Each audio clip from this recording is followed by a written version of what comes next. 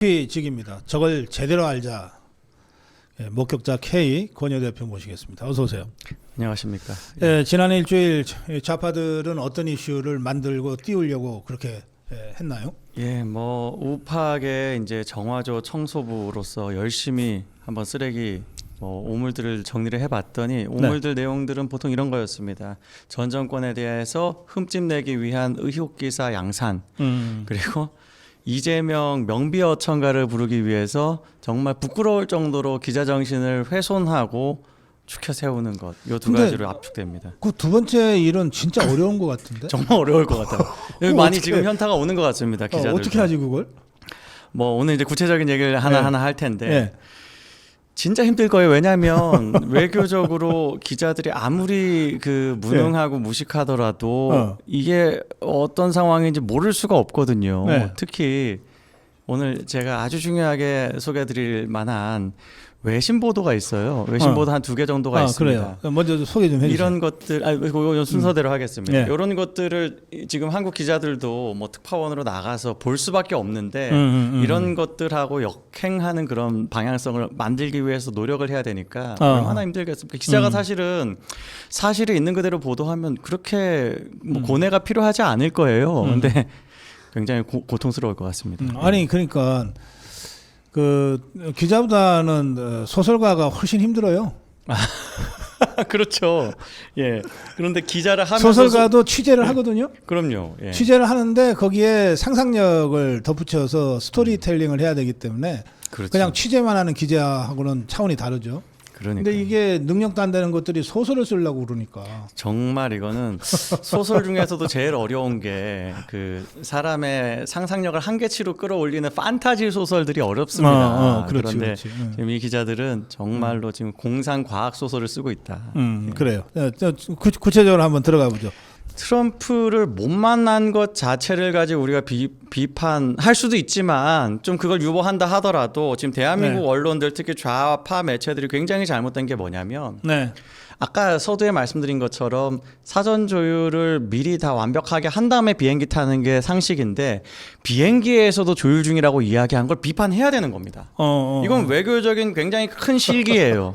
아무리 지금 대통령이 늦게 됐고 라스트 미닛에 뭔가를 하더라도 그런 조율이 이루어지지 않은 상태에서는 비행기를 타면 안 되는 거예요, 사실은. 근데 저는 보기에 이게 뭐 6월 3일 날, 6월 4일 날부터 뭐 권력을 행사해서 불과 열흘 후에 있었던 G7 회의라 준비가 할 시간이 절대적으로 부족했다. 이거는 변명이 안 된다고 보는데. 그렇죠. 왜냐하면 이것이 말이에요. 권력 잡자마자 대북 전단 못하게 했잖아요. 그렇죠. 확성기 중지시켰잖아요. 그렇죠. 이 심각한 이 안보 문제를 그냥 확 밀어붙여 버렸잖아요. 맞습니다. 그게 G7에 가서 그 정상 만나는 걸 조율을 할 시간이 없어서 못해? 전혀 아니죠. 이게 말이 돼요? 이거는 전혀 그 G7하고 우리가 이제 얼라인이라고 이야기하죠. 이 방향성을 맞추는 것, 그럴 의지가 없다는 걸 너무 노골적으로 보였기 때문에 왜냐 G7에서는요 사실 이 캐나다 이제 전임 총리가 작년에 윤석열 대통령과 만나서 내년에 한국은 에이펙하고 우리는 G7 하니까 서로 초청하자라고 이미 약속이 되어 있었어요. 그리고 심지어 이재명이 대통령이 되기 전에 5월 달에도 캐나다에서는 대한민국을 초청할 예정이라는 보도가 나올 정도로 이미 지금 캐나다는 대한민국을 중요한 어떤 초대 국가로 이제 삼고 있습니다. 그리고 또 5월 초에는요. G7 회의에서는 북한 암호화폐 탈취와 관련된 해킹 문제와 관련한 논의를 할 것이다라고 있었고 이시바가 실제로 그걸 이제 뭐 이렇게 발제를 해가지고 정식 미팅을 이제 주재하는 걸로 이미 지금 다 세팅이 되어 있습니다. 그런 것에 지금 이재명이 역행하고 있기 때문에 그래요. 당연히 공식 초청장이 아주 빠르게 멋지게 왔어야 되는 게 안 왔을 가능성 우리가 의심해야죠. 그 여러 언론이 그 호주 총리하고 뭐 저 비교하는 사진을 자꾸 게재하던데. 그거 한번 뭐예요, 볼까요? 도대체?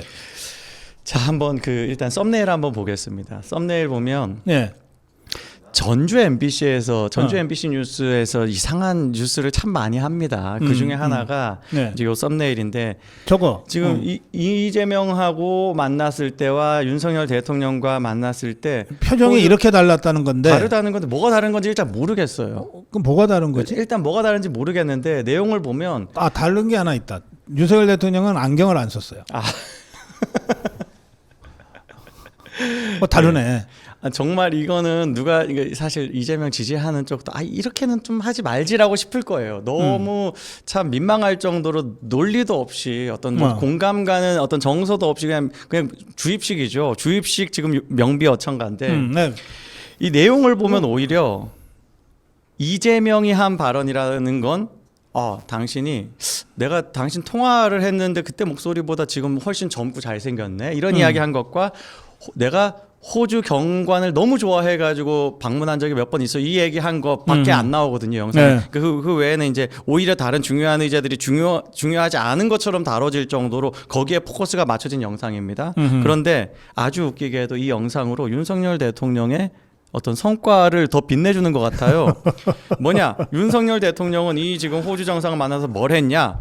첫 번째 가치규범 연대다. 나토 정상회담 초청 같이 한국도 호주도 사실 나토가 아니잖아요. 그런데 초청받은 거 IP4로 초청받은 거에 대해서 같이 이야기하면서 그래. 우리는 가치가 같다라는 이야기하고 아세안의 중심성에 대해서 이야기, 에너지 기후 변화 협력을 더 강화하자는 이야기를 그리고 북한 핵 문제에 대해서 이 이야기를 윤석열 대통령이 다 직접 발제한 거거든요. 맞아요. 그거를 이렇게 정리해가지고 오히려 지금 이 전주 MBC에서 보여줬기 때문에. 이거는 지금 이재명을 먹이려고 하는 건가?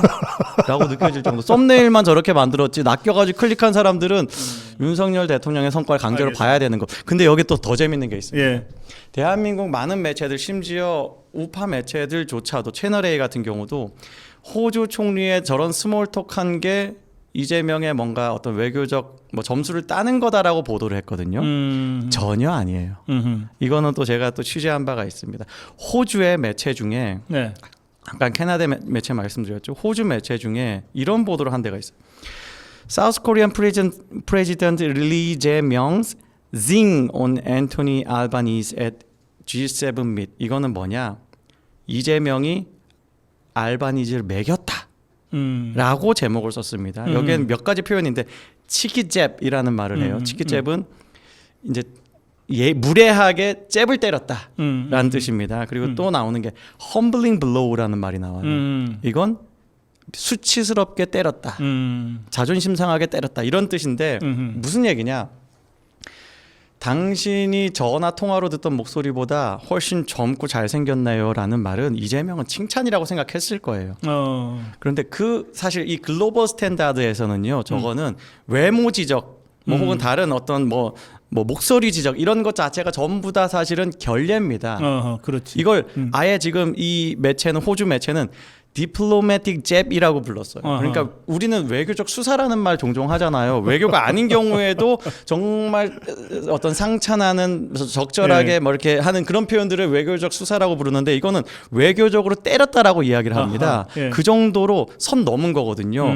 이거는 이재명은 외모 칭찬이라고 생각했겠지만 외모를 칭찬하는 것도 외국에서는 싫어하고 총리가 아주 당황했겠네. 이게 지금 뭐 하는 짓이지? 그러니까 두 번째로는 목소리가 늙었다고 깐 거예요.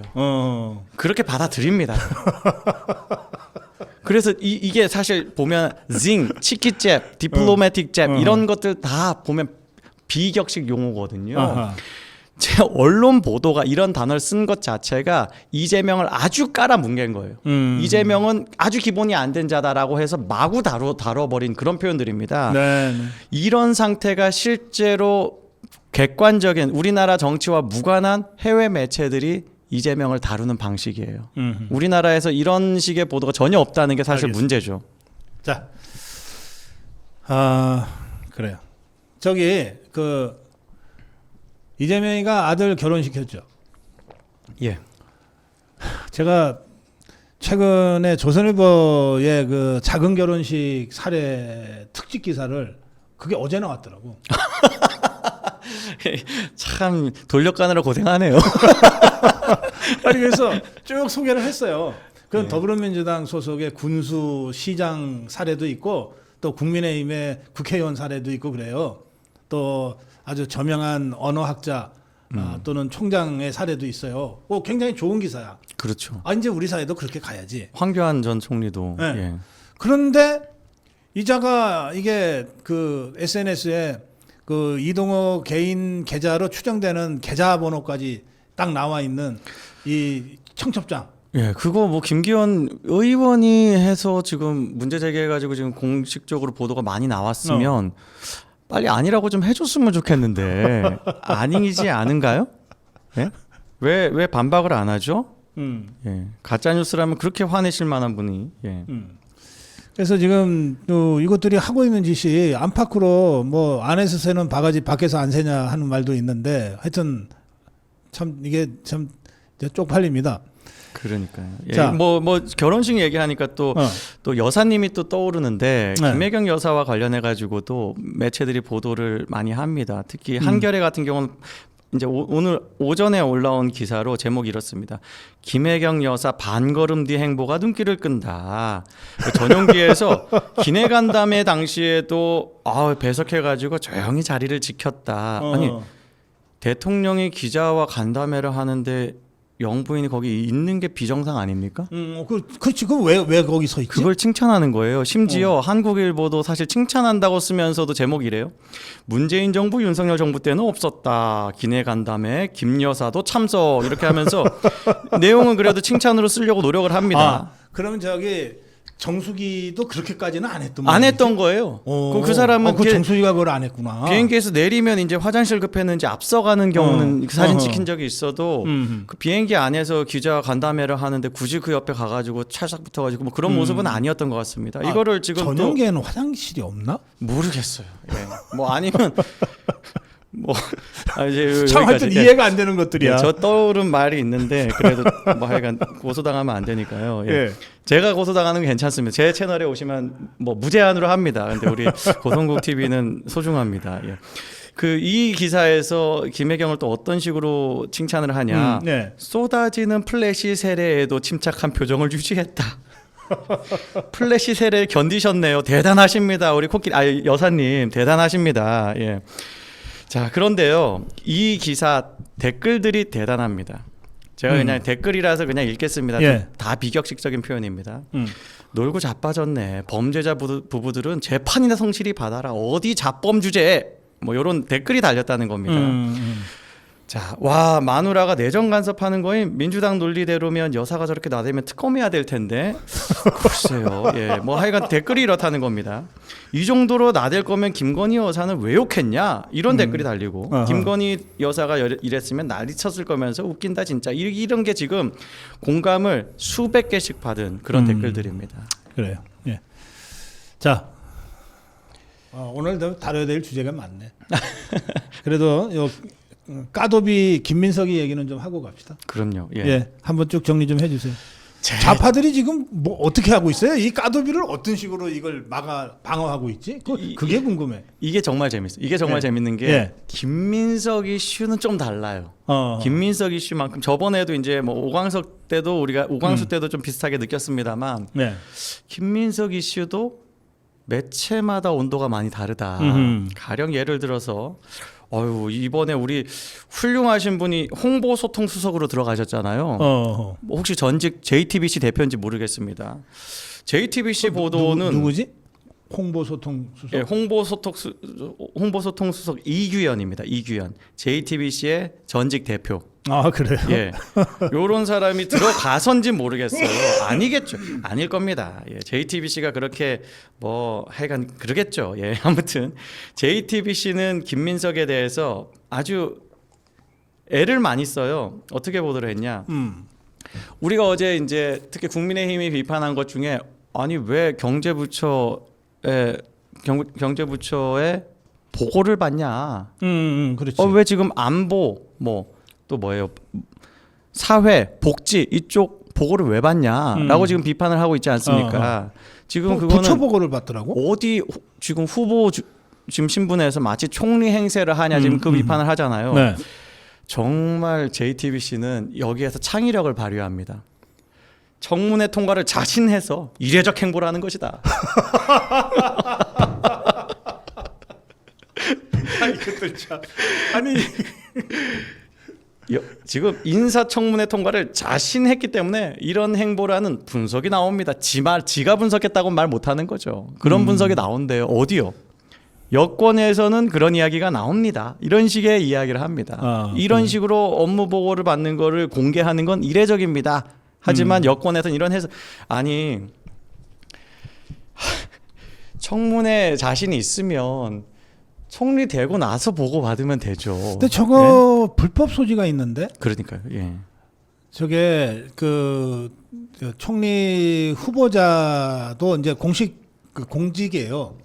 그래서 후보자 청문 준비 사무실도 국가 예산으로 준비를 해주고 하는데 그렇다고 해서 부처 보고를 공식적으로 받는다? 이건 말이 안 되죠. 말이 안 되죠. 예. 그리고 심지어는 다뤄야 되는 주제 중에 기밀이 섞여 들어갈 수도 있는데 지금 어떻게 될지 모르는 사람이 그런 거를 보고를 받는 것도 왜냐하면 안보에 대해서도 지금 보고를 받았다 그러거든요. 예. 굉장히 중요한 또 외교에 대해서도 그렇고 굉장히 중요한 문제이기 때문에 이런 거는 정확하게 문제 삼아야 돼요. 근데 문제 삼을까봐 JTBC가 벌써 이런 식으로 마사지가 들어갔다. 반면 굉장히 제가 이제 요즘 눈여겨보는 매체인데 경향입니다. 경향. 저번에도 이제 주간 경향이 세게 그래, 먼저 세게 단독 보도를 했죠. 했었죠.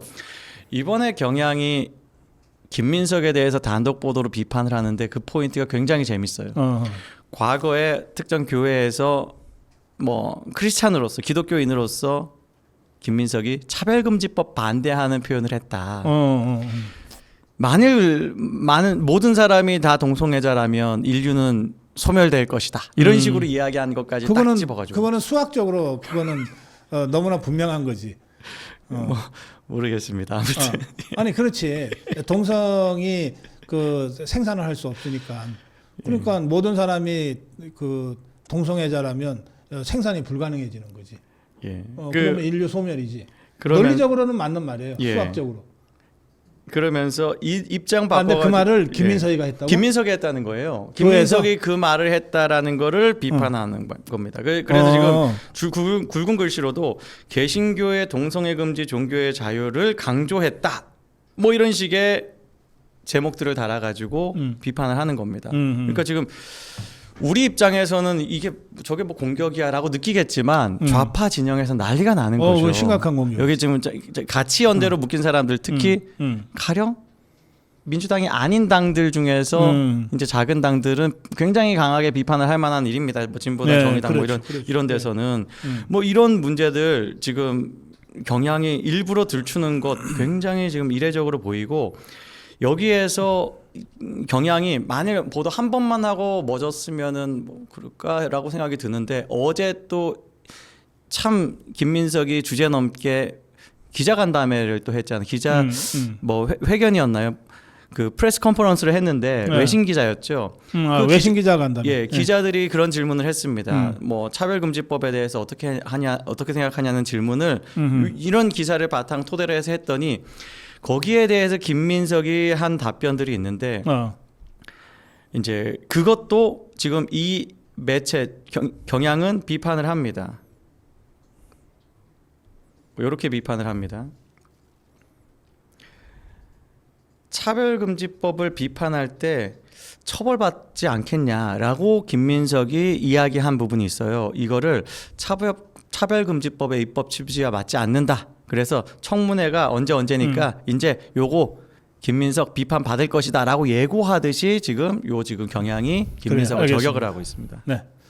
뭐 김민석이는 뭐 오늘 지금 또 무슨 새로운 의혹이 제기되고 있는지 뭐 이건 아무도 모르는 겁니다. 그래서 계속 이제 지켜봐야 되는데 그 이재명이가 네. 저 비행기 타고 가면서 이제 기자들하고 같이 가잖아요. 이제 기자들이 그 이재명한테 김민석이를 물어보니까 김민석에 대해서 이재명이가 이렇게 얘기했잖아요. 내가 직접 물어봤다. 충분히 설명할 수 있다더라. 그러니까 이재명이 직접 검증한 모양이지. 이 검증을 하고 안 하고를 떠나서 그 화법 자체가 일단 검증을 안 한 거죠. 검증 안 한 거고. 지금 물어봤으니까. 그리고 대답 들었으니까 검증이지. 대답 들었는데 네. 그 대답을 들었으면 이재명이 검증 방식 아세요? 어떻게 하죠? 아들한테 이게 그 이동훈 가는 자가 뭐 성매매 의혹이 막 제기됐잖아요. 그러니까 이재명이 설명하잖아. 내가 물어봤는데 그건 아니래. 아들이 아니라고 하니까. 아니래. 그러면 그냥 이제 검증 끝난 믿어야죠. 거지. 예. 네. 뭐 그렇게 되죠. 예. 그 김민석이도 아들인가? 하여튼 뭐 김민석하고 그 지금 뭐 이동호는 지위가 같습니다. 왜냐하면 성인이 된 아들은 남이거든요. 이재명한테는. 예, 그래서 어차피 둘 다 남이에요. 예. 예. 그러니까 이재명 딴에는 검증을 한 거야. 직접 물어봤으니까. 이것도 이제 언론이 어떻게 포커스를 맞추냐를 가지고 제가 좀 논평을 하겠습니다. 언론이요. 이 딱 그 기내 기자 간담회에서 나온 이야기입니다. 네. 거기에 대해서 이재명은 정확한 워딩은 제가 기억이 나지 않습니다만 이런 식으로 이야기. 아주 곤혹스러운 질문을 하셨는데라고 합니다. 그러면서 하는 이야기가 그래도 김민석이 이렇다고 하더라. 카더라를 하는 거예요. 그러니까 이게 지금 자기의 화법이 아닌 거예요. 자기가 지금 나는 내가 검증한 건 아닌데 김민석이 저렇게 주장을 하고 그래서 이재명의 결론은 청문회를 지켜봅시다잖아요. 이건 이재명은 김민석에 대해서 확신이 없다라는 의미죠. 사실 청문회에서 뭔가 더 혹은 정치적으로 더 어떤 전국이 나빠지면 얼마든지 이재명이 김민석을 쳐낼 수 있다라는 여지를 깔아놓은 거거든요. 그런데 좌파 매체들은 이거 어떻게 보도하냐? 이재명이 김민석의 힘을 실었다. 이런 식으로 보도를 하는 거예요. 진짜로, 실제로 김민석의 어떤 뭐 의지, 뭐 이런 것에 대해서 뭐 받아들였다, 동의했다, 혹은 힘을 실었다, 신뢰를 줬다, 뭐 이런 식의 보도를 하고 있으니까 이런 매체들을 자꾸 보게 되면은 정말 좀 바보가 될 수밖에 없겠구나라는 생각이 들었습니다. 알겠습니다. 그럼 뭐 저 김민석이가 뭐 눈에 실핏줄이 터졌다 뭐 하여튼 이제 읍소 작전으로 넘어갑니까? 읍소도 하면서 네. 협박도 하더라고요. 일단 그런 그러니까 기자들이 출근할 때 보통 이제 그 뭐 총리 후보로서 준비하는 그 사무실 가는 출근하는 길에 일부러 이제 기자들이 붙어가지고 꼭 그 질문을 할 때 네. 김민석은 열심히 준비한 게 바로 안에 실핏줄이죠. 예, 그런데 그 외에 안에 실핏줄이 터졌다. 예, 안에 실핏줄이 터진 거예요. 아내가 너무 걱정해 그렇대요. 근데 글쎄요, 뭐 그 왜 터졌나? 그 아내가 최근 그 한강 빌라 관련해 가지고 언급이 돼서 그런가요? 아내가 뭐 굳이 뭐 실핏줄까지 터집니까? 그리고 전처도 좀 걱정하는 것 같은데 뭐 아무튼 그런 읍소 작전도 있지만 저는 그 전날에 보였던 태도가 굉장히 눈에 띄더라고요. 그래 어떤 태도였습니까? 언론사가 김민석에 대해서는 따뜻하기만 하기 어려운 그런 부분이 있다고 느껴진 허위 차용증에 대해서 질문을 한 기자가 있으니까 허위라고 그렇게 잘못된 표현을 사용하는 것을 주의하시는 게 좋겠습니다. 이게 지금 자기가 기자들한테 좀 이제 사정을 하고 싶으면 그런 표현은 좀 자제해 주시면 좋을 것 같아요. 부탁드립니다. 뭐 이런 식으로 부탁을 할 수 있는데 기자 반응이 혹시 있어요? 기자 반응이 없이 거기서 영상은 거기서 끝나죠. 협박을 좀 했네. 협박을 한 거죠. 그 영상이 거기서 끝나는 그 영상을 보도하는 것 자체가 기자 반응이죠. 지금 김민석이 이렇게 기자 협박했다라고 알리고 싶은 거죠. 그런데 거기 코멘트를 붙이긴 좀 부담스러우니까. 그건 이제 우리가 붙여주면 되지. 예. 아니 그렇게 이야기하는 건 약간 느낌이 뭐 드럼통이 떠오르기도 하고요. 하여간 많은 것들이 떠오릅니다. 뭐 언중이 재소가 떠오르기도 하고 뭐 여러 가지 기자들을 괴롭힐 만한 수단들이 막 떠오르는데. 뭐 이거잖아요. 너네 계속 그런 식으로 하면 재미없어라고 협박하는 거랑 문장이 거의 유사하지 않습니까? 예. 그래요. 알겠습니다. 자 오늘 지피지기 여기까지 하겠습니다. 마무리 한 말씀 부탁합니다. 예, 뭐 많은 분들이 이재명 정권 출범 당연히 전혀 원하지 않고 끔찍하게 받아들이죠.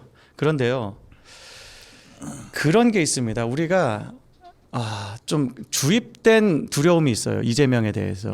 왜냐? 이재명과 관련해서 이 좌익 카르텔이 워낙 끈끈하게 이재명을 엄호했기 때문에 이재명이 원하는 걸 모든 걸 다 이룰 수 있을 거라는 사실 그 필요 이상의 두려움이 있거든요. 저는 이 매체들을 막 오가면서 분석을 하면서 특히 이번에는 외신을 들여다보면서 걱정하지 마라. 이재명은 실력이 정말 없고 이재명의 혹은 좌익 진영의 카르텔이 미치지 않는 영역에서는 계속 사고가 터진다. 이재명이 그럼요. 능력의 한계가 명확하기 때문에 정말 무능한 사람이거든요. 아까 이제 말씀드렸던 호주 총리를 만나서 했던 그런 모습은요, 그냥 평균 상식 이하예요. 예, 그런 일들은 계속 터질 것이다. 그 제가 여러분들 너무 위축되지 마시라고 말씀을 몇 번 드리면서 그 공포 영화 감독과의 인터뷰 얘기 제가 전해드렸잖아요. 공포 영화 세계적인 공포 영화예요. 네네. 그 영화 감독이 사람들이 공포 영화를 무서워서 잘 못 본다. 제가 이렇게 질문을 드렸어요. 그렇죠. 그랬더니 그 감독이 그거요. 끝까지 안 보셔서 그래요. 그냥 그러네요. 여러 가지 그 소리라든지 음향 또는 조명 분장 이런 거 가지고 이제 사람들을 공포에 질리게 만드는데 제작자 감독인 자기 입장에서는 근데 그거를 눈 감지 않고 귀 막지 않고 끝까지 들여다보면 아무것도 아니라는 거를 금방 확인할 수 있기 때문에 무서워하실 이유가 없다는 거예요. 그게 명답이네요. 그게 감독 얘기예요. 우리가 이제 이 정권에 네. 사실 그렇잖아요. 이 대한민국에서 하루하루 약해지기만 하는 사람 대표적으로 이재명이잖아요. 그럼. 임기가 네. 하루하루 지날 때마다 이재명은 그걸 붙잡고 싶어서 정말 안 달라. 그러니까 이재명 같은 경우는 그러니까 다른 대통령은 그러니까 임기가 끝나면 권력이 제로에 수렴한다라고 칠게 물론 그렇지 않지만 이재명은요. 제로가 아니라 마이너스 저 멀리 가는 겁니다. 왜냐? 그렇지. 사법 리스크가 이미 권력이 사라져서 다시 권력이 안 갈 사람한테 주어지면 그건 굉장히 무서운 사법 리스크입니다. 네. 그걸 이재명이 두려워하기 때문에 저는 임기 말로 갈수록 이 사람이 무리수를 너무 많이 둬서 제명을 재촉할 거라고 확신을 해요. 네. 그러니까 이재명을 직시하면 응시하면 하나도 겁낼 거 없어요. 맞습니다. 오늘 여기서 우리 지피지기는 정리하겠습니다. 권효 대표님과 함께했습니다. 고맙습니다. 감사합니다.